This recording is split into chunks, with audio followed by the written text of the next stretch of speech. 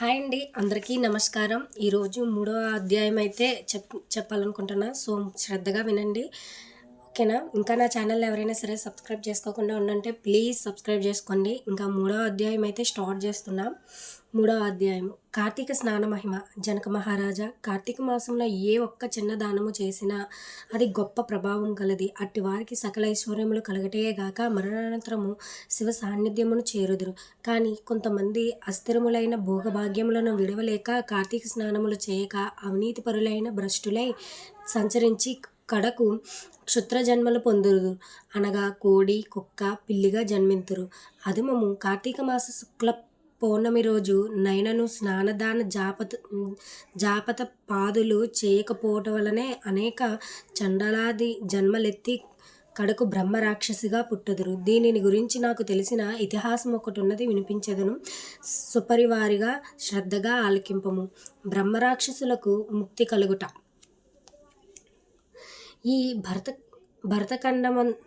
ఈ భరతఖండమందిలి దక్షిణ ప్రాంతమున ఒకానొక గ్రామంలో మహా విద్వాంసుడు, తపస్శాలి, జ్ఞానశాలి, సత్యవాక్య పరిపాలకుడు అగు తత్వనిష్ఠుడు బ్రాహ్మణుడొకడుండెను. ఒకనాడు బ్రాహ్మణుడు తీర్థయాత్ర సక్తుడై అఖండ గోదావరికి బయలుదేరును.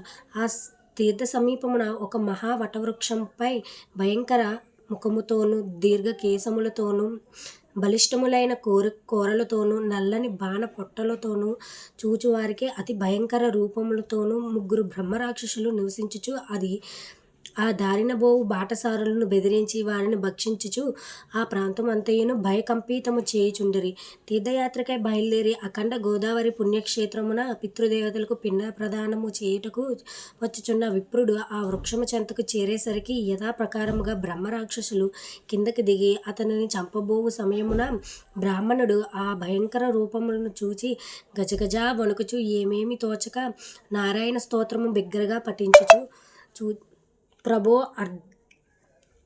ప్రభో అర్థత్రాణపరాయణ అనాథరక్షక, ఆపదలోనన్నున్న గజేంద్రుని, నిండు సభలో అవమానాలు పాల్గొచున్న మహాసాధ్వి ద్రౌపదిని, బాలుడు ప్రహ్లాదుని రక్షించిన విధముగానే ఈ పిశాచముల వారి నుండి నన్ను రక్షించు తండ్రి అని వేడుకొనగా ఆ ప్రార్థనలు విన్న బ్రహ్మరాక్షసులు జ్ఞానోదయం కలిగి, మహానుభావ, మీ నోటి నుండి వచ్చిన ఈ శ్రీమన్నారాయణ స్తుతి విని మాకు జ్ఞానోదయం అయినది, మమ్ము రక్షింపుము అని ప్రాధేయపడిరి. వారి మాటలకు విప్రుడు ధైర్యము తెచ్చుకొని, ఓయి మీరెవరు, ఎందుకు మీకు రాక్షస రూపంబులు కలిగెను, మీ వృత్తాంతము తెలుపుడు అని పలకగా వారు విప్రపుంగవ, మీరు పూజ్యులు, ధర్మాత్ములు, వ్రతనిష్టపరులు. మీ దర్శన భాగ్యము వలన మాకు పూర్వజన్మమందిలి జ్ఞానము కొంత కలిగినది. ఇక నుండి మీకు మా వలన ఏ ఆపద కలగదు అని అభయమిచ్చారు. ఇందులో ఒక బ్రహ్మరాక్షసుడు తన వృత్తాంతమును ఈ విధముగా చెప్పసాగిను. నాది ద్రవిడ దేశము, బ్రాహ్మణుడును. నేను మహాపండితుడని గర్వము గలవాడిన ఇంటిని. న్యాయ అన్యాయాలను విచక్షణలు మాని పశువు వలె ప్రవర్తించితిని. బాటసారుల వద్ద ఆ అమాయకపు గ్రామస్తుల వద్ద దౌర్జన్యముగా ధనము కొనుచు దుర్వసనాలతో భార్య పుత్రాదులను సుఖపెట్టక పండితులను అవమానపరుచుచు లబ్ధుడై లోకకంటకునిగా నుంటిని.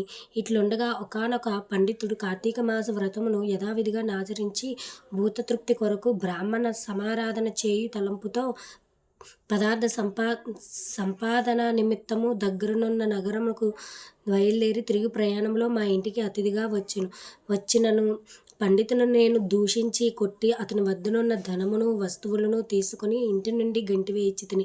అందులకు ఆ విప్రునకు కోపం వచ్చి, ఓరి నీచుడా, అన్యక్రాంతముగా డబ్బు కూడబెట్టినది చాలక మంచి చెడ్డలు తెలియక తోటి బ్రాహ్మణుడిని కూడా ఆలోచించక కొట్టి తిట్టి వస్తు సామాగ్రిని దోచుకుంటేవిగాన నీవు రాక్షసుడివై నరభక్షునిగా నిర్మానుష్య ప్రదేశంలో నుందువుగాక అని శపించటే నాకు ఈ రాక్షస రూపం కలిగినది. బ్రహ్మాస్త్రమైన తప్పించుకోవచ్చు గాని బ్రాహ్మణ శాపమును తప్పించుకోలేము కదా. కాన నా ఈ అపరాధము క్షమించమని వానిని ప్రార్థించి తిని. అందులక అతడు దయతలిచి, ఓయి గోదావరి క్షేత్రముందక వటవృక్షము కలదు.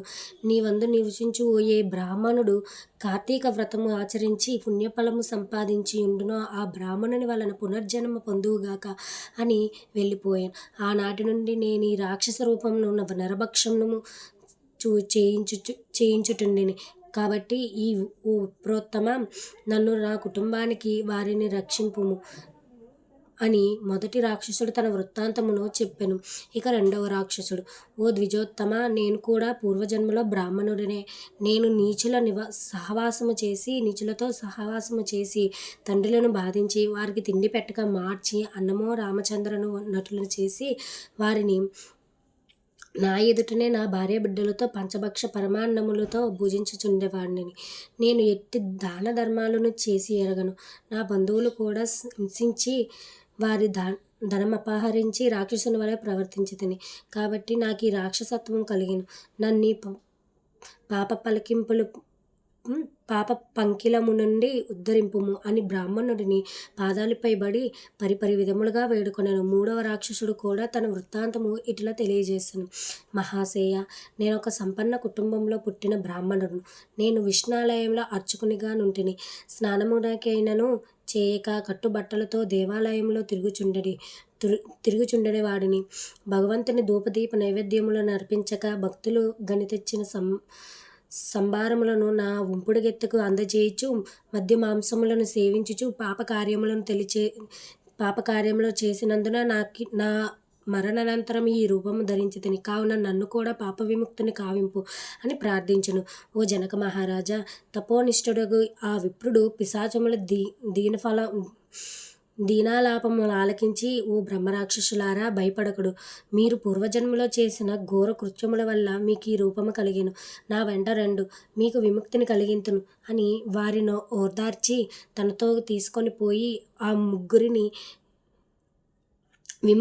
విముక్తినికై సంకల్పం చెప్పుకొని తానే స్వయంగా గోదావరిలో స్నానం ఆచరించి స్నాన పుణ్యఫలము ముగ్గురు బ్రహ్మరాక్షసులకు ధారపోయిగా వారి రాక్షస రూపములు పోయి దివ్య రూపములుగా ధరించి వైకుంఠము కేగిరి. కార్తీక మాసంలో గోదావరి స్నానం ఆచరించినచో హరిహరాదులు సంతృప్తి నొంది వారికి సకల ఐశ్వర్యములు ప్రసాదింతురు. అందువలన ప్రయత్నించినా సరే కార్తీక స్నానాలను ఆచరించాలి. తృతీయ అధ్యాయము 3వ పారాయణము సమాప్తము. సో చూసారు కదా, ఇదనమాట 3వ అధ్యాయము. ఇంకా నా ఛానల్ ఎవరైనా సరే సబ్స్క్రైబ్ చేసుకోకుండా ఉండంటే ప్లీజ్ సబ్స్క్రైబ్ చేసుకోండి. ఇంతవరకు నా వీడియో చూసినందుకు చాలా చాలా థ్యాంక్ యూ సో మచ్.